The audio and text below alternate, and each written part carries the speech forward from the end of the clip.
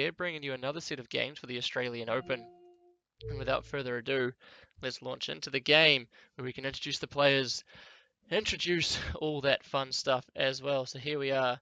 We've launched into the game now. So welcome everyone to another set of games for the Australian Open. We are still sitting in round one for the time being, but this time we're going to be having a look at some guys in Division B, or rather Group 4 of Division B.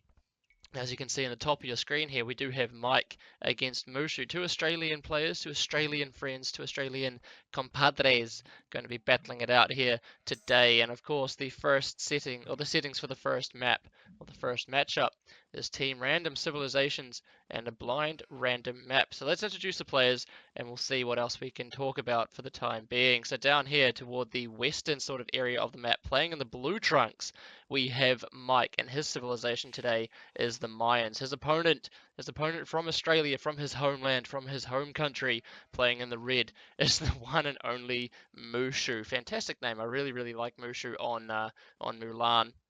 And I hope that that's where his name has come from. And obviously, he is also playing as the Mayans today. Now, the map, as I mentioned before, was blind random. I mean, you can see here that's the wrong button. Didn't want to hit that at all. You can see here the map type is indeed blind random, but having taken the fog of war off, we can actually see that it looks like it is a coastal map. Correct me if I'm wrong, anyone else. But I'm pretty sure this is a coastal map, which means that water control can be somewhat important, but of course it is probably going to transition into a land-based warfare the later this game goes. So let's have a quick look at the maps just to see if any advantages are blatantly obvious for either of these guys here. So having a look at Mooshoo's map, he's got his main gold in the back, which is nice for him, stone in the back as well, and also secondary gold sitting at the back of his base, which is really nice for him. Obviously, as the Mayans wanting to be getting up those castles, wanting to be getting out those all important, those all cheap, critical, sorry, not critical, crucial and powerful plumed archers. He does have a wood line toward the eastern side of his base as well, which he's taking here, and it is quite close to his town centre, so he can hightail it back there if he needs to. He does have another stone out towards the front of his base.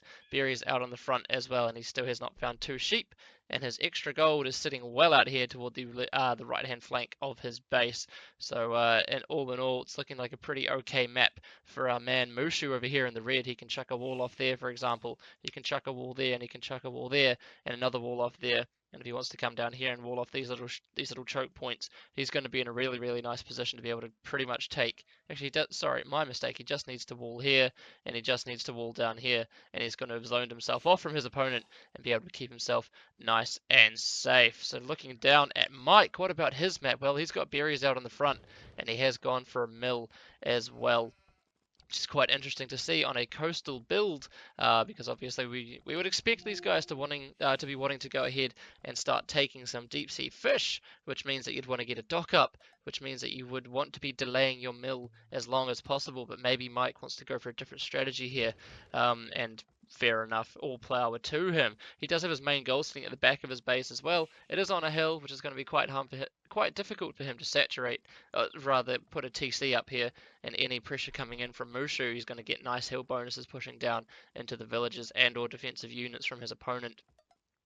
Stones out on the front, sort of, it's sort of on the front, but sort of on the back as well, of his base. Again, as I mentioned before, Mayans really want to be gobbling up that stone as quickly as possible, for any land-based warfare, and another gold sitting here as well, out to the backside of Mike's base. Now, as I was mentioning, coastal is normally a map that you want to start getting a dock up, and you want to start being able to grab those deep sea fish just to get a nice supplement to your food-based economy.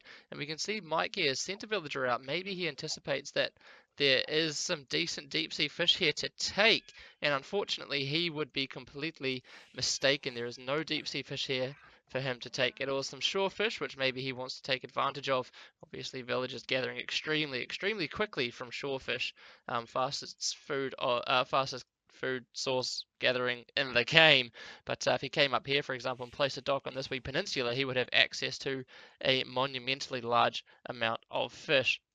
Alternatively, he could potentially place a dock here, in which he'll have access to one deep sea fish, which would most certainly not make it worth it for him, or rather down in this extra corner towards the south of the map would be quite good for him as well. Can we see any wall-offs coming up for either of these players? Well, no, we cannot. Can we see any docks coming up for either of these players? No, we cannot, but what we can see from our red player is a villager moving out to gold, taking 10 gold, and queuing up some militia, and this is quite a strong strategy. Obviously, Mesoamerican civilizations, more or less, it's expected that they will be going for a drush. Now, it'll be interesting to see how he decides to follow this up, and this obviously gives us an insight as to why Mooshoo hasn't gone ahead and thrown down a dock. He wanted to get his barracks up, he wants to go for the drush, and he wants to start harassing the economy of his opponent as early as he can. Obviously, any docks that might be coming up for Mooshoo would potentially have been placed here, in which case he has access to, I believe, 3 deep sea fish, which would be a really, really nice supplement to his food economy, or he could have come up here to the north of the map, as we mentioned before as well. Mike going for a similar sort of strategy here, also throwing up a barracks and probably going to be pumping out some militia, I would imagine, but his barracks is up significantly later than his opponent's. We can see one militia already out, moving out to gold now, so maybe he's going to go for some funky man-at-arms play, or maybe he's just going to... Oh no, he's still going to be creating militia. He's nowhere near clicking up for the time being, but like I said, the militia from his opponent are going to be queued up much quicker and being able to get out across the map in a much sooner time than his militia. And here we go. Mike getting a little bit of a free hit, a little bit of damage, a little bit of idle time on the villager here from Mooshoo, but nothing really to write home about. Mooshoo taking full advantage of the fact that he does have his berries quite close to these shorefish, and that's going to provide a huge boost to his food economy. Brings out his militia now as Mike is starting to send his across the map as well. And what else can we see? Well, we can see that Mooshoo has managed to bag or steal a crap ton of sheep from his opponent here. But here we go, the militia from Mike moving in on the berries from Mooshoo. Mooshoo's militia are in the correct place. They're in the right position to be able to take this fight. It's going to be 3 militia to 2 and an eagle warrior against an eagle warrior. And now that Mike is bringing his eagle warrior out of the fray, it doesn't look like this fight is going to be going the way of Mike at all. And his 2 militia drush, his meager, his weak, his primitive 2 militia drush is going to get beaten back quite easily and quite effectively by the red player Mooshoo. Oh, actually, there's his 3rd militia.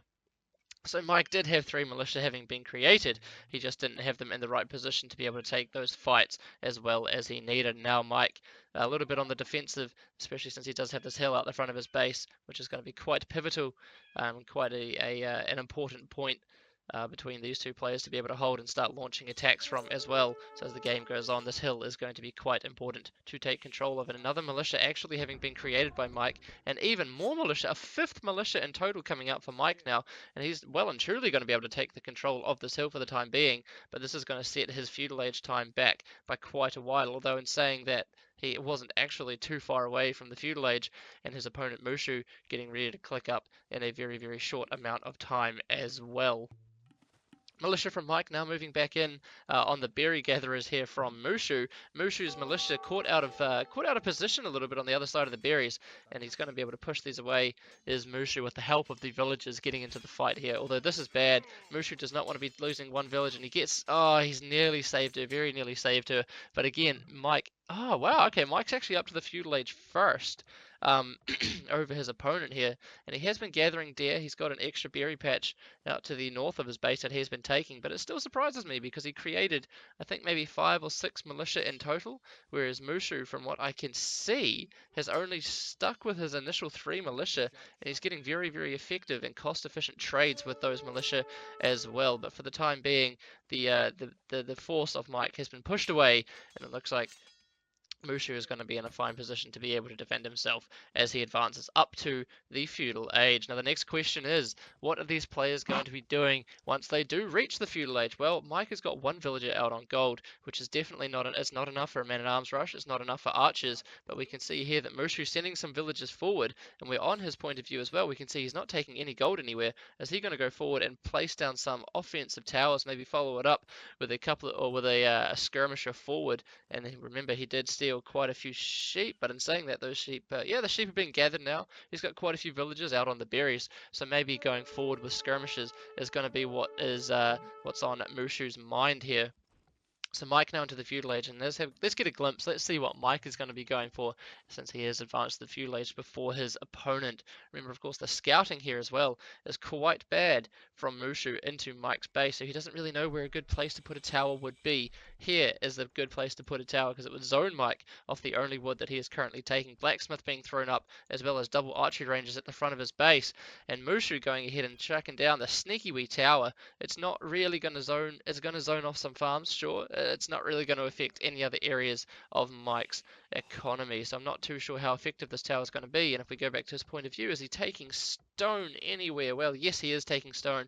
So this could just be the first tower, the the initial placeholder tower, if you will, into which he will launch a further trush build. And here we go, more towers. Yet there we go. It was just the initial tower to protect the base of the next tower that he was going to go ahead and plonk down.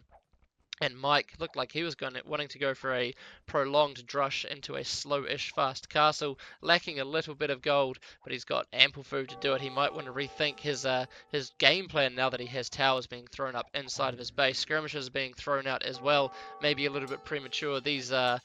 These militia here from Mooshoo are going to be able to clean up these skirmishes without any troubles whatsoever, as Mooshoo's 5 villages that he sent forward continue to traverse their ways around the base of Mike. Mike garrisoning inside the TC, no fletching obviously having been done for this town centre or these skirmishes just yet.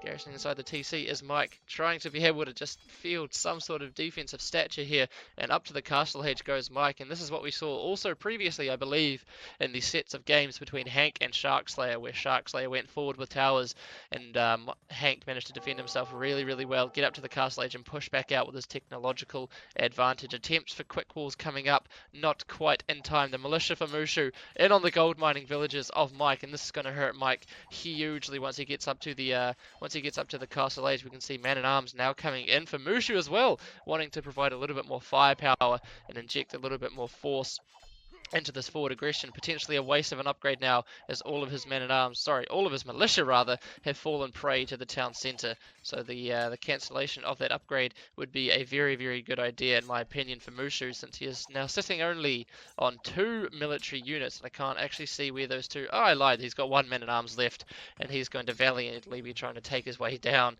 or punch his way into Mike's gold mining economy. But the tower coming up now, the tower with fletching on the way from Mooshoo, is pretty much going to be doing that just fine in my opinion. So a lot of idle villagers coming in for Mike here, and this is not what you want if you're going up to the castle age. It will be interesting for me, at least, to see what he does decide to do once he gets into the castle age. I imagine we're going to be seeing a siege workshop hopefully being thrown up, so long as he can keep his wood gatherers nice and safe, which is why I guess he's thrown this watchtower up on the hill over here as well, to keep himself nice and safe in that respect. His gold mining operation is going to be severely stunted very, very soon, as it looks like this blacksmith is going to go down in only a matter of moments, with a militia and some, men-at-arms and some villagers poking and prodding it with their very strong weapons. But another watchtower being thrown up in defense for Mike, potentially over here to get in range of those villagers, and men-at-arms would have been a better option, but at the same time, I suppose he's not really thinking too much about that. He just wants to get another watchtower down to be able to try and defend his gold mining income. So what have we got? Well, we've got archers now coming out for Mike as well. No fletching having been done on these guys, but Mooshoo not really paying too much attention, sending his men-at-arms across the map, one at a time, into the waiting arms, the loving waiting arms of these archers, perched on a hill, and these men-at-arms are going to be able to go, these men-at-arms rather, are going to be going down awfully quickly. Now, of course, Mike's economy has been somewhat stunted. He does not have the resources to, well, now he does, but he didn't have the resources before to be able to do fletching. He didn't have the resources before to be able to do the crossbowman upgrade, and defensive watchtowers now going to be starting to crop up inside of Mooshoo's base, as he recognizes, hey, my opponent does actually have some sort of military. I haven't stunted his economy to the extent where military production is completely impossible for my opponent, so I might have to start throwing up some defensive watchtowers inside of my base just to keep myself nice and safe, and that is often what you see from a trushing player as well. men-at-arms and villagers having punched their way through that blacksmith for Mike. Did he actually get the fletching upgrade done? He did. The fletching upgrade did come in time for Mike, but the defensive watchtower that he threw up is stalling and stunting the progression of these villagers, at least this way, into Mike's economy. Mooshoo moves his villagers around this wood line and places a watchtower here. Could be in a good position to be able to start taking down this watchtower and punching his way into the gold mining operation, where there are a lot of weak villagers here from Mike. What do we see? A siege workshop coming up for Mike, as well as he moves his archers back into Mooshoo's economy, just looking for an entrance, just looking for a way to get in. And my friend, there is a way to get in. You can walk the long way round and come right into Mooshoo's economy here. Come right in and start picking off these wood cutting villagers.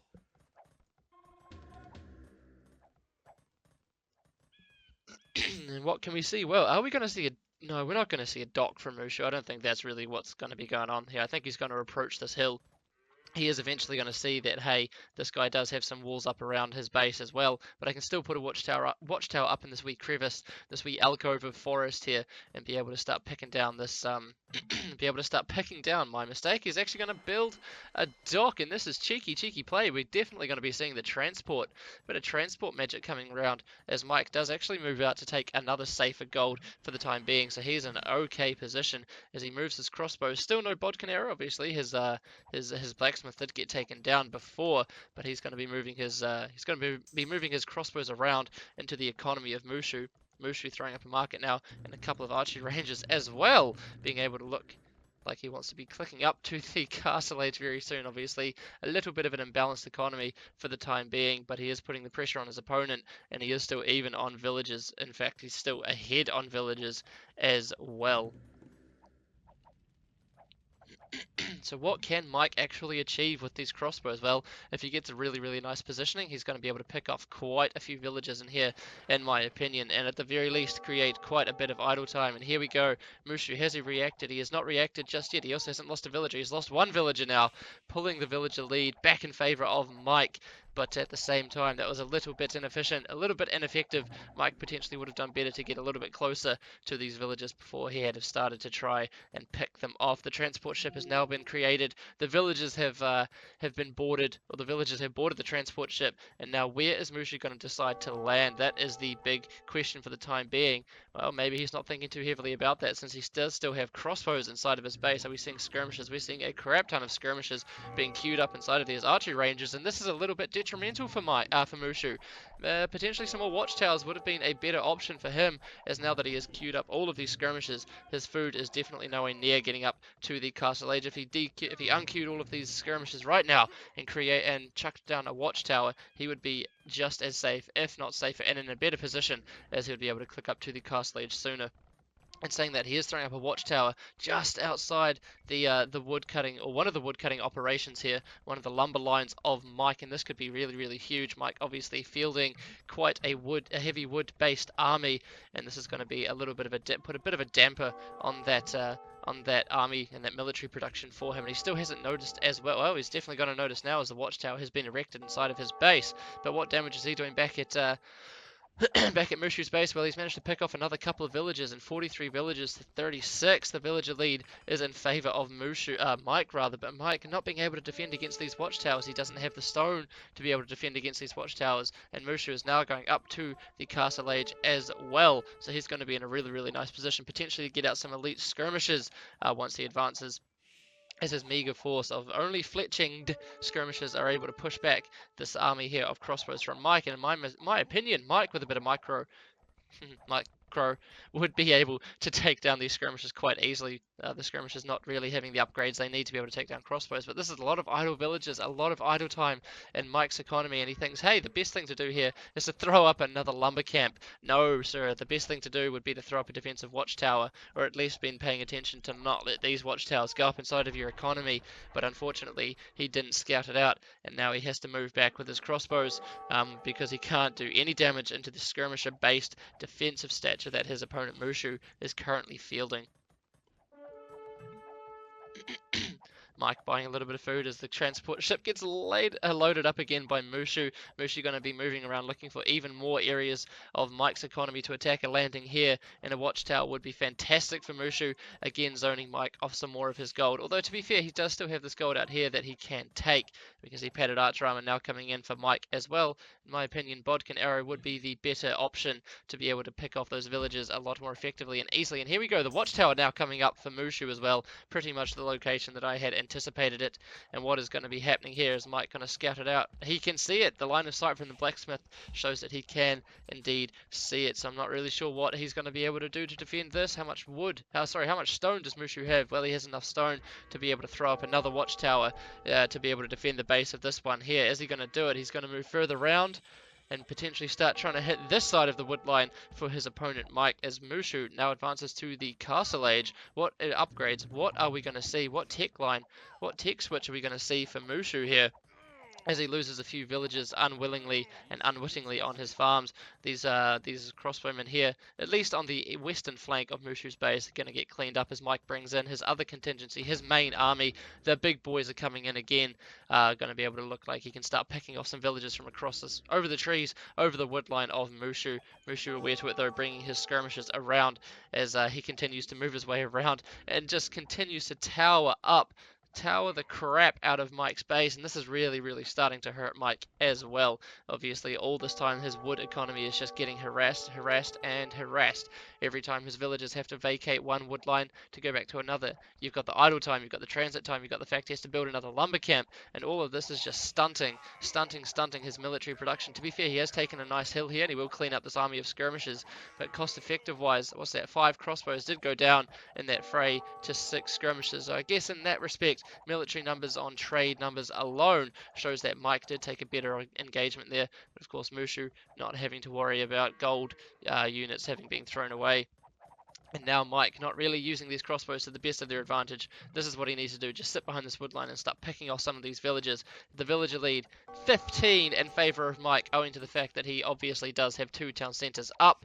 And now that would have been great if Mike had have actually attacked that that transport ship there. But some rams moving in now for Mike to be able to clear out these watchtowers. Unfortunately, rams do get taken down somewhat easily by villagers, especially 5 villagers attacking them when there's nothing else to be able to pick off these villagers. A couple of crossbows in here for Mike would have been fantastic to be able to pick down these villages. But what is he doing with his crossbows? Well, he's buzzing around and he's going to start walking around this way to get into the economy. The stone mining operation, that's exactly where he wants to go. He wants to put a stop to these towers, and put a stop to these towers he is by cutting it off right at the source. Getting a nice few villager picks on the stone mine here from Mooshoo as Mooshoo moves around his skirmishers. Still no other upgrades on these guys. Elite skirmisher would have been nice to see, even +1 defense. He has the resources to be able to do +1 defense. He does not have the resources. He had the resources for a second there to be able to do elite skirmisher, but opting to not do it at all. Mike recognizing the situation and thinking, hey, maybe some skirmishers are going to be coming around. I should probably get the heck out of here so I don't have to worry about that too much. And he's still desperately trying to be able to get rid of these watchtowers, and with 2 rams battering it down, the watchtowers are indeed cleared out, or at least for the time being they are cleared out. Mooshoo vacating his initial lumber camp, or his initial 2 lumber camp or wood lines, and moving out to take a 3rd one, a very exposed one, considering that there are crossbows here from Mike that could wreak absolute havoc on those wood cutting villages. A monastery being thrown up for Mike as well now. Is he looking to get the relics, or is he looking to click up? Well, he's nowhere near clicking up. His food economy is just not in any really strong shape at the moment. So monastery being thrown up to grab those relics, potentially wanting to clear out this watchtower first from Mooshoo, as a watchtower is going to be able to pick off that monk quite easily. What can we see? Mike is still buzzing around, still being a bit of a nuisance inside of Mooshoo's economy, taking down those 0 HP or 1 HP farms. 60 wood, you can kiss that completely and utterly goodbye, Mooshoo, my man. And Mike is in a really nice position here to do some huge eco damage. Although I don't... Is there a hole here? I can't tell if there's a hole between this archery range and this lumber camp. But if there's not, then this army here is just sitting ducks for the defensive skirmishes here from Mooshoo. And it will be interesting to see what Mike does decide to do. Are there holes anywhere? Well, well. He's going to get into the gold mining, and all Mike should do now is just villager trade, just villager pick off as many villagers as you can, cement this huge villager lead, almost double. In fact, it is double, exactly double the amount of villagers Mike has now over Mooshoo, and Mooshoo just delayed his castle age time a little bit much, in my opinion. And once he got to the castle age, has not thrown up extra town centers. Oh yes, he has. There we go. He's thrown up an extra town center there. My mistake. But Mike managing able to get out scot-free. Elite skirmish upgrade finally coming in for Mooshoo. But Mike is in a fantastic position in terms of villages. He's stonewalling up. He's trying to keep himself nice and safe. And now he has a lot of area back here as well. A lot of map space into which he can boom. Ram train coming forward, just cleaning out all of these offensive towers that have been pestering him for so long. And I really wish that Mike was using these units here a little more effectively to be able to start picking off and maybe doing some damage to these to this town center and these woodcutters here from Mooshoo. Another good thing to mention, though, normally when you go for, obviously I was mentioning before, right? When you're the Mayans, you want to be able to get out those castles. You want to be able to get out those all-important plumed archers. And going for a trush is almost a good way to do it because it already sets your economy up for having mined stone. And once you do get into the castle age, generally you can throw up a castle. And a castle in this location for either player is going to be absolutely huge. Like I was saying before at the beginning of the game, this hill is going to be absolutely monumental into being able to launch a decent attack into your opponent's base. We can see another barracks being thrown up for Mike though, and it looks like, is he anywhere near advancing? Well, no, he's still not. Again, food eco is still not quite there for our player in the blue, but it looks like once he gets either into the Imperial Age or even just late Castle Age, he wants to be going for the Eagle Warriors. He wants to be starting to spam those Eagle Warriors into his opponent's economy as an extra town center at the eastern flank of Mooshoo's base gets thrown up as well. And of course, Eagle Warriors are going to be a fantastic counter to these elite skirmishers that are currently being fielded. A Siege Workshop being thrown up at the bottom of this hill, and this is going to be quite interesting as well. Any Mangonel trades that are going to be coming in, or any Mango Tangos rather, that are going to be coming in this area here, are going to be very much in favor of Mike, since he will have the hill advantage. Bodkin Arrow finally coming in for Mike now as well, and with only +1 armor having been done on these elite skirmishers, and the military count so heavily in favor of Mike, not to mention the villager lead as well, Mike is going to be in a really good position to be able to take down these elite skirmishers, and with this huge amount of rams that are coming in now as well, going to be able to start taking down this town center and bringing the town center count back to 2 all.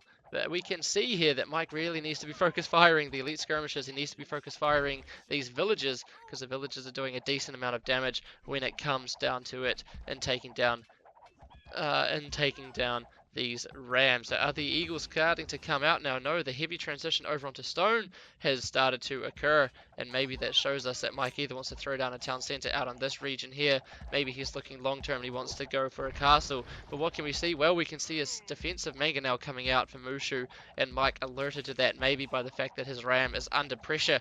But here we go, here's one eagle warrior. I'm not sure if this is his initial scout or if it is one that he has just created. I didn't see any having been created, but this mangonel is pretty much GG at this point if the ram can just get the heck out of the way. The town center on the front of his base for Mooshoo having gone down, and this ram train is going to start piercing and just punching a hole into his economy. Mike's economy, he's started to seed quite a few farms back at home in the mines, a fantastically cheap civilization when it comes to food, at least in your army composition.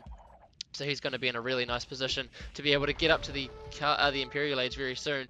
Mangonel popping out, Mangonel going down after he gets a defensive shot away, and there we go. There's the castle that we were expecting from the red player. Mooshoo here, obviously having been able to mine stone and potentially using a little bit of market magic to buy himself some stone to get a defensive castle up inside of his economy. Mike could actually deny this quite easily if he managed to just get his villagers in here. He would be in a fine position. His crossbows in here. He would be in a fine position to be able to pick off a lot of villagers. Instead, opting to go for the more defensive route and just wall off his opponent, wall off this choke point very close to the initial town center of Mooshoo. Here are these walls, and Mike is now in a really nice position in terms of economy, in terms of villages, in terms of military, and also in terms of map control, which means that he can push out, he can start taking the extra resources on the map and be in a much stronger position than his opponent the longer this game goes. A strange watchtower being thrown up as well on the shoreline here for Mike. Maybe he's anticipating some sort of a landing. Maybe he just wants to secure more areas of the map. Either way, he's also throwing up a town centre out to the front of his base, putting his town centre count. I believe now that will be only 3 town centres. I'm pretty sure that would be his third town centre having been thrown up, and it looks like he should be able to click up to the Imperial Age in a very, very short amount of time once his food economy really starts to kick into overdrive, seeding, potentially could seed a few more farms. Heavy plough coming in for him now, but he should be in a good position as the castle age progresses through. Now, what can Mooshoo do in this situation? Well, he has stalled his opponent's progress into his base from this region here, and Mike, I understand why he wants to be playing a little defensive. I understand why he wants to be walling up and keeping himself safe, but at the same time, you've got map control, you've got the military advantage, the scores more or less reflect that. You should be using this, it doesn't have to be this passive. He could just send his crossbows in here. Now his crossbows, I believe, are fully upgraded, at least in terms of the blacksmith upgrades. I'm unsure whether he's got ballistics. He has got a university. I'm unsure whether he's got thumb ring as of yet, but he would be able to wreak so much havoc into the economy of Mooshoo here if he just sent his crossbows here to the wood line. That's a lot of dead villages. If he sent his crossbows here, that is a lot of dead villages as well as a lot of idle time. And then Mooshoo would only be down to 1 town centre, and his economy is not looking in a very, very strong position at the moment at all, as he's forced to actually buy wood to be able to seed farms. I can only imagine, or maybe throw up a defensive siege workshop somewhere. I'm not entirely sure what his strategy choice is going to be, but for the time being, it looks like both of these players here are just going to be going ahead and looking to get themselves up to the Imperial Age as soon as they can. Mike finally throwing up a dock out towards the northern area of the map, and he's going to be able to supplement his food income with a lot of fishing ships, which is going to be absolutely huge and really, really good for him. And this is funny. Mike doesn't necessarily need to have this transport ship here because he actually has map control, and he could have just walked his army around.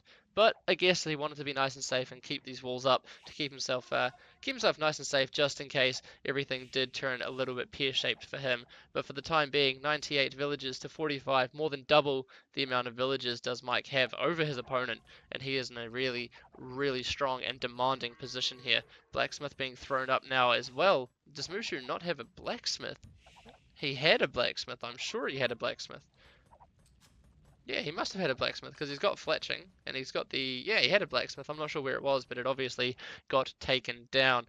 Now, of course, Mike having thrown down a couple of docks, yeah, his food's getting awfully high, and these docks, if he does decide to actually create fishing ships out of them, he's going to be finding himself in the Imperial Age very, very quickly as he starts gathering up the relics as well. 2 relics already for him, so the longer this game goes in terms of passive gold income, the better it's going to be for him. Plumed Archers now having been created, and fletching and +1 defense, as we saw for his elite skirmishers, having been researched for them as well. And this could be a really, really cost-effective fight. This could be a nice fight for Mike rather. He knows that his opponent's going to be going Plumed Archers, so why not try and take the best trade you can? Start picking off some of these plumes. Obviously, plumes vastly superior in terms of stats, well, in terms of health at least, to the crossbows. But Mike, all he needs to do, these crossbows are more or less a throwaway army for him for the time being. Of course, he is going to be the first up to the Imperial Age by a long shot, throwing up a castle on this hill. Very, very strong position.